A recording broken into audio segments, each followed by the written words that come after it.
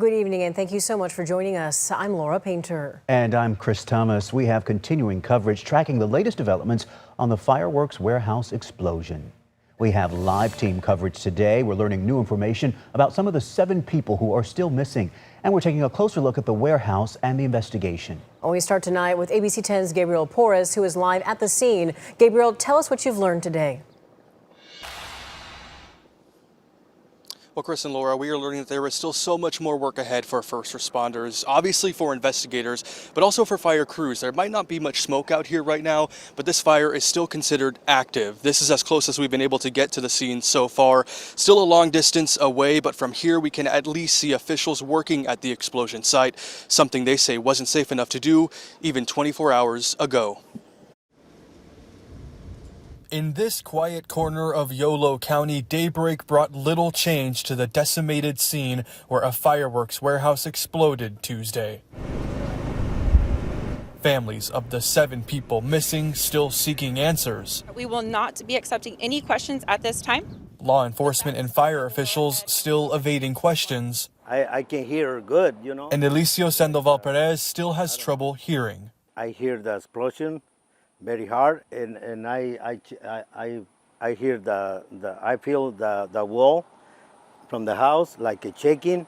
That was his sign to evacuate Tuesday night with his wife and her grandchildren, returning Thursday to no power. This is the second one. And almost no windows. The third. Miramos varias cosas caídas. He says items inside their home fell over, a door cracked, and at least 8 windows shattered. I don't feel good. These 2 days, I don't feel nothing good. But the damage is nothing compared to Johnny Ramos's pain. His 18-year-old son Jesus and 22-year-old son Johnny still missing. He says there couldn't be a more cruel way to die. He believes their bodies could be in the rubble officials entered Thursday. Our objective is to make the area safe so that we can continue to bring more crews in. Over the evening and into the morning, we've had several more responders moving into the area, and our operation is starting to get a little larger. Also getting larger, the list of questions. The Board of Supervisors is working with our department heads, our county administrator, our law enforcement agencies to ensure that the ordinances, policies, and procedures were followed. In a quiet town shaken by a blast, the only thing louder are the questions and the grief.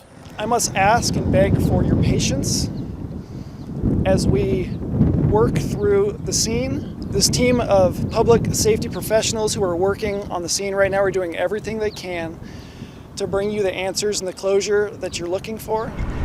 It's cruel death. Cruel death. And we are told that those families of the missing are getting hotel and food vouchers from the county. Obviously, that's the last thing on their minds. They just want to know what happened here and why. And just down the street here, that's what investigators say. They are working so hard to find out. Live in Esparto, Gabriel Porras, ABC 10. Gabriel, I can only imagine the pain those families are dealing with right now. Our hearts go out to them. Keep us posted as you learn more. Gabriel, thank you. Well, investigative reporter Andy Judson has more on what could have caused the devastating explosion. She spoke to fire experts who shared new context and joins us live now in the studio. Yeah, Chris, the explosion happened at a warehouse licensed to Black Star Fireworks. The owner, Craig Cutright, told me, quote, "None of our products are involved." And he pointed to another company, Devastating Pyrotechnics, out of San Francisco. And records show both companies hold valid licenses with the state marshal. Now, I spoke with 2 experts, including fire investigator Richard Meyer, who's investigated explosions around the world and handled explosives in the U.S. Army Reserves. One of his biggest questions is just how many fireworks were being stored in that warehouse.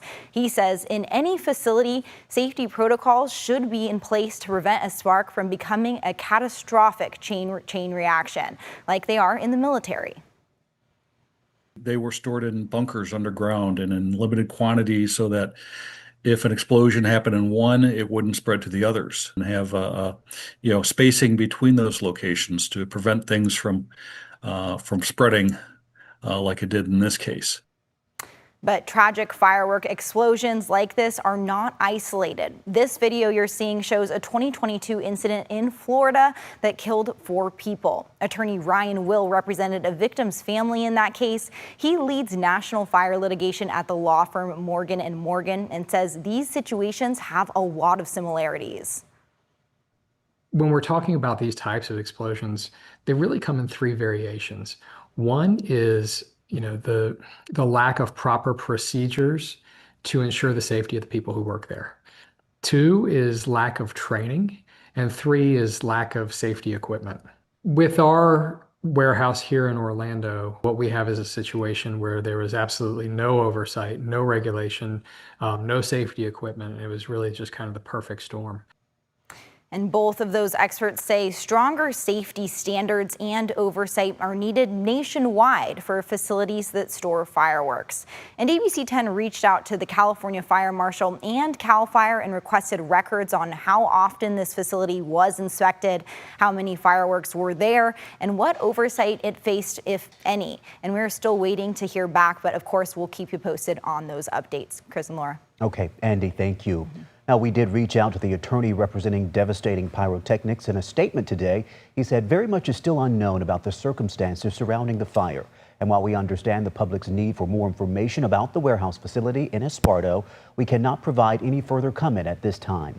The authorities will be conducting an investigation into this matter, and we will cooperate fully with that investigation. Now, keep in mind to get the latest updates on the fireworks explosion investigation and to watch each news conference live as they happen. Go to the ABC 10 Plus TV streaming app. We have today's full news conference as well as interviews with loved ones of the missing. The app is free to download on your TV. We've been reporting many cities are telling ABC 10 they're canceling their fireworks shows or figuring out other plans for 4th of July celebrations after the fire destroyed commercial fireworks they were planning to use. Today, the Stockton 99 Speedway confirmed they're canceling the fireworks, the portion of their show planned tonight, but their racing program will continue. Lodi also confirmed this year's Lodi Lake Fireworks Show was canceled as a result of the explosion. The same for the 4th of July Family Blast in Placerville at the El Dorado County Fair. Sutter and Yuba counties are rescheduling their shows. To check whether your event is impacted, go to our website, abc10.com, and look on the homepage.